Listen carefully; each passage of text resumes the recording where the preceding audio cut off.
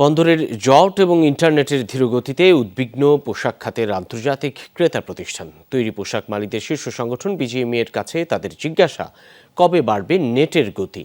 Buyers ফোরামের সঙ্গে বৈঠক শেষে বিজিএমইএ সভাপতি জানান, ক্রেতাদের আশ্বস্ত করা হচ্ছে সহসাই কেটে যাবে সংকট। সিলন ফ্যামিলি ব্লেন্ডের কড়া লিকার আর সতেজ স্বাদের পারফেক্ট ব্লেন্ডে স্বপ্নেরা মিলুক টানা। কয়েকদিনের সংঘাতে স্থবির পোশাক খাতের উৎপাদন, কারখানা খুললেও এখনো স্বাভাবিক হয়নি সবকিছু।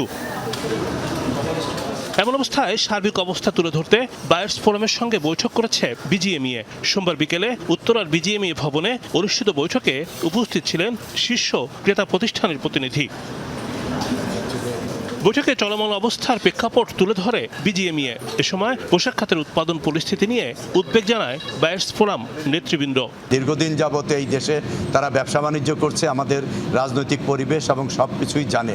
তারা কিছুটা উদ্বিগ্ন ছিল যখন তাদের ইন্টারনেট সেবাটা ছিল না, এবং এখন যেহেতু ইন্টারনেট সেবা পেয়েছে, নিরবিচ্ছিন্ন যাতে ইন্টারনেট থাকে সে বিষয়টা আমাদের কাছে রিকোয়েস্ট করেছে। বন্দরের কন্টেইনার জট সেটা যাতে দ্রুত শেষ হয়, আমরা বলেছি যে আমরা মাননীয় মন্ত্রীর সাথে ইতিমধ্যেই সে বিষয়গুলি আমরা আলোচনা করেছি।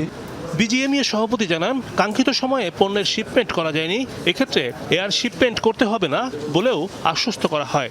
বাতিল করা হবে না ক্রয় আদেশও। যথাসময়ে যদি আমরা মালটা রপ্তানি করতে না পারি, সে কারণে আমাদের কোনো প্রকার আমাদের ক্যান্সেলও করবে না এবং ডিসকাউন্টও করবে না, এবং সে বিষয়ে আমাদের আশ্বস্ত করেছেন, এমনকি ইয়ারও দিবে না। এ ব্যাপারে আমাদেরকে পজিটিভলি কথা দিয়েছেন।